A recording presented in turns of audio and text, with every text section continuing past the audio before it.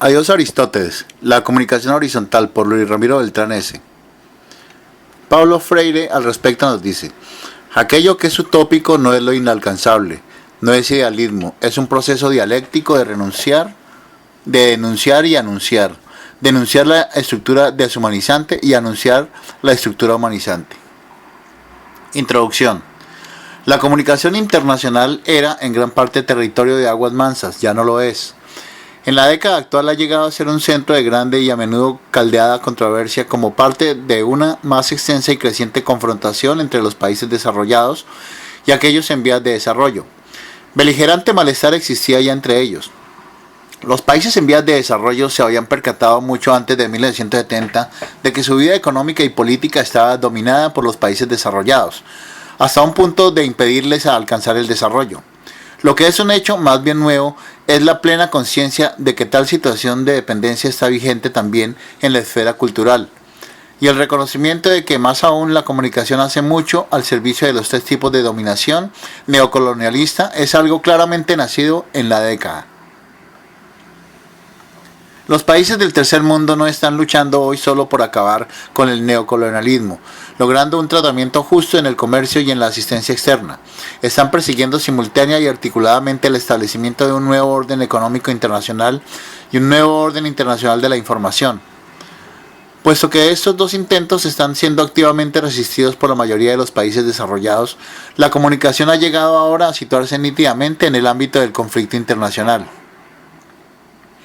En diferentes niveles y en diversos lugares se presentan manifestaciones del conflicto, mayormente por la vía de la discusión pública, la que desde mediados de la década tomó a menudo características combustivas.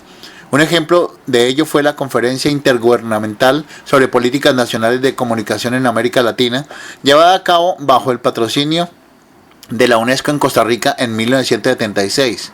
Esta reunión incluyó recomendaciones para lograr equilibrio en el flujo internacional de información y para dotar a la región de una agencia de noticias independiente capaz al menos de aliviar las consecuencias del cuasimonopolio ejercido por la United Press International, la famosa UPI, y la Associated Press, AP.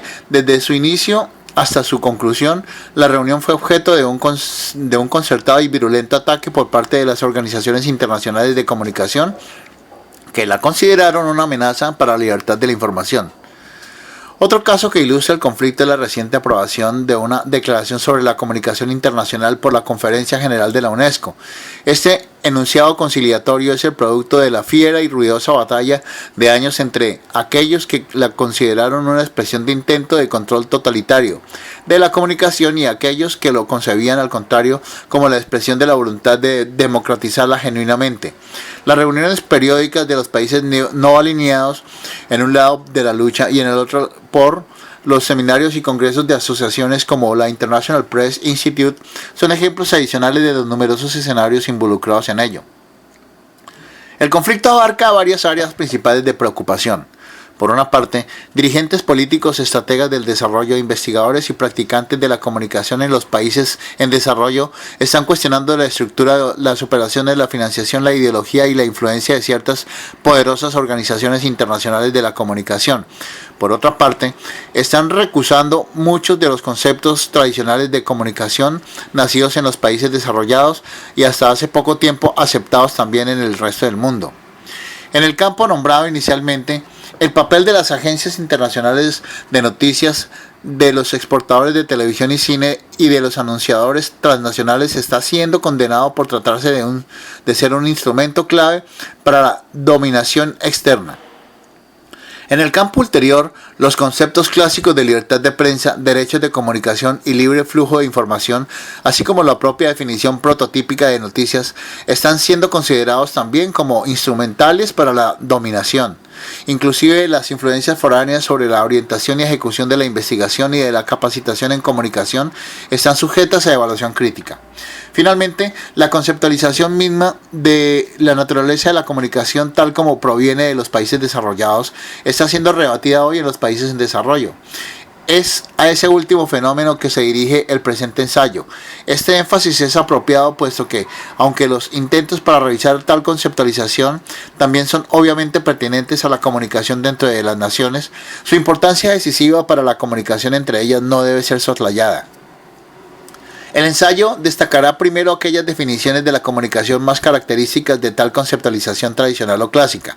Luego, pasará revista sumariamente a las principales críticas, tanto iniciales como recientes, subrayando en el caso de las últimas una seminal crítica latinoamericana. Finalmente, después de una rápida reseña de anteriores intentos similares, buscará formular bases para un modelo de comunicación horizontal, pertinente a las relaciones sociales, internacionales e internacionales. Conceptualización tradicional de la comunicación. Los intentos para definir la comunicación se pueden remontar hasta Aristóteles, quien vio a la retórica compuesta de tres elementos: el locutor, el discurso y el oyente, y percibió su propósito como la búsqueda de todos los medios posibles de persuasión.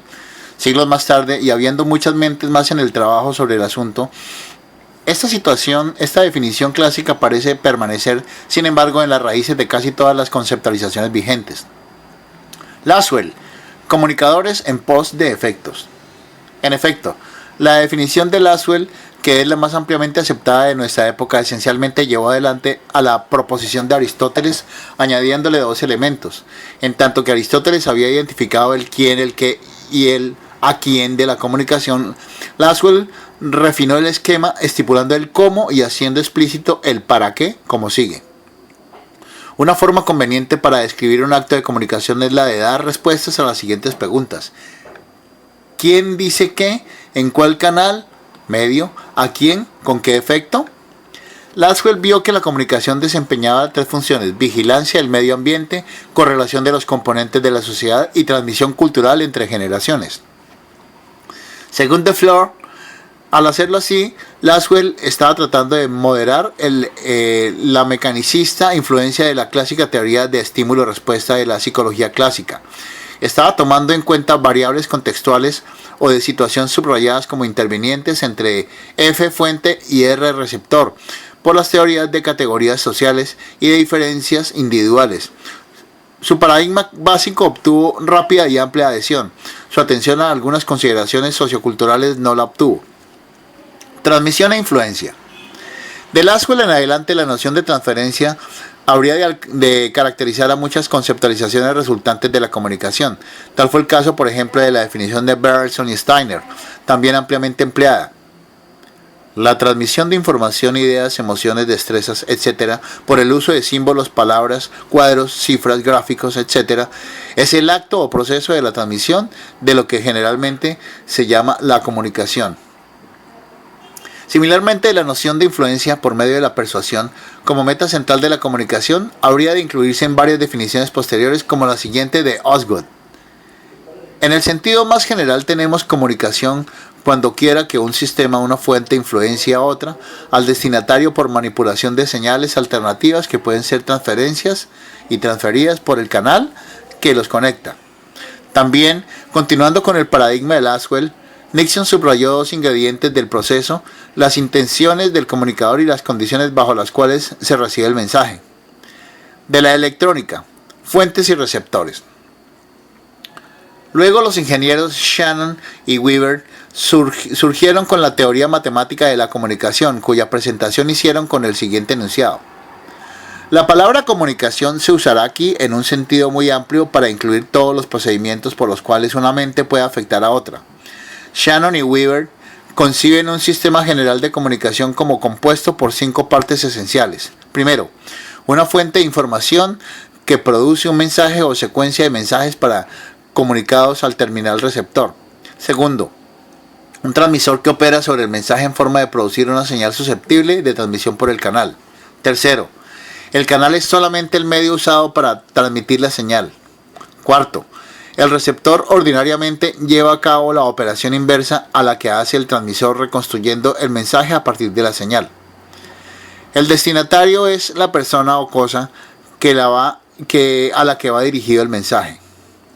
Sharman adaptó a la comunicación humana este modelo, construido esencialmente para describir la comunicación electromecánica, subrayando las funciones codificadoras y decodificadores de señales y mensajes de la mente, definiendo la comunicación como el compartir información, ideas o actitudes y recalcando con diversos términos el principio aristotélico de que la comunicación siempre requiere de por lo menos 3 elementos: fuente, mensaje y destinatario. Resaltó en el esquema los componentes codificador y decodificador, anotaba Sharman. Sustituya micrófono por codificador y audífono por decodificador y se encontrará usted hablando de comunicación electrónica. Considere que la fuente y el codificador son una persona, que el decodificador y el destinatario son otra y que la señal es el lenguaje y usted estará hablando de comunicación humana. Verlo contribuyó también de manera importante al análisis de las operaciones codificador-decodificador en la comunicación humana, sugiriendo la conveniencia de distinguir entre fuente y codificador, y entre decodificador y receptor. Más aún, Verlo abogó porque se percibiera la comunicación como un proceso. Si aceptamos el concepto de proceso, miramos los sucesos y las relaciones como dinámicos en marcha, siempre cambiantes, continuos. Como ingredientes dentro de un proceso recíproco, cada uno afecta a los otros. La teoría de la comunicación refleja un punto de vista del proceso. Un teórico de la comunicación rechaza la posibilidad de que la naturaleza consiste en sucesos o ingredientes separables de todos los otros hechos. Argumenta que no se puede decir que una idea particular proviene de una fuente específica, que la comunicación se produce en un solo sentido, en sentido unidireccional y demás. De la cibernética, retroalimentación para control. La cibernética añadió un factor más a la descripción del proceso, la retroalimentación. Se refiere a aquellos mecanismos de control que habilitan a los organismos para ajustarse automáticamente a las metas del comportamiento. Estos son esencialmente mecanismos de comunicación. En efecto, según Weiner, la cibernética es el estudio de los mensajes y en particular el control efectivo de los mismos. Aunque se trataba de aplicar estos conceptos básicamente a los ámbitos de la ingeniería y la fisiología, varios teóricos de la comunicación humana los aceptaron como útiles también para describir el proceso de esta última. Porque si las fuentes fueran a lograr por vía de sus mensajes determinados efectos sobre los receptores, ellas tendrían que obtener de estos pistas reactivas sobre la efectividad de sus intentos persuasivos y por consiguiente ajustar sus mensajes a aquellas metas. Un ejemplo de tal asimilación se encuentra en el modelo propuesto por Wesley y MacLean, que es el esquema perdurable FMCRE.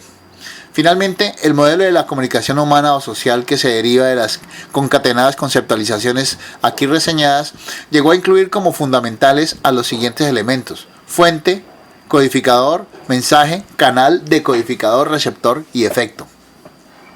Y su propósito primordial, la persuasión, fue puesto de relieve. Cuando las gentes se controlan entre sí, lo hacen primordialmente a través de la comunicación, dijo Smith.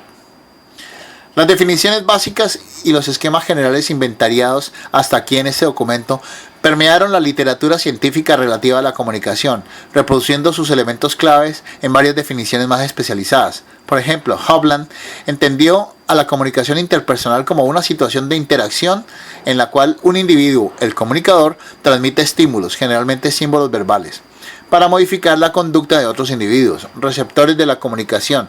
En una situación de encuentro face to face, cara a cara, en forma semejante, la comunicación de masas ha sido percibida así.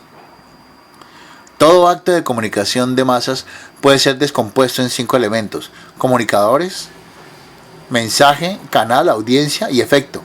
Comunicadores que transmiten determinado mensaje a través de un canal a una audiencia buscando cierto tipo de efecto.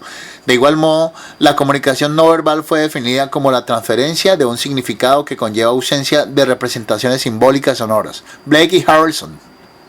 En resumen, la definición tradicional de comunicación es aquella que la describe como el acto o proceso de transmisión de mensajes de fuentes a receptores a través del intercambio de símbolos, pertenecientes a códigos compartidos por ellos, por medio de canales transportadores de señales. En este paradigma clásico, el propósito principal de la comunicación es el intento del comunicador de afectar en una dirección dada el comportamiento del receptor, es decir, producir ciertos efectos sobre la manera de sentir, pensar y actuar del que recibe la comunicación o, en una palabra, la persuasión. La retroalimentación se considera instrumental para asegurar el logro de los objetivos del comunicador.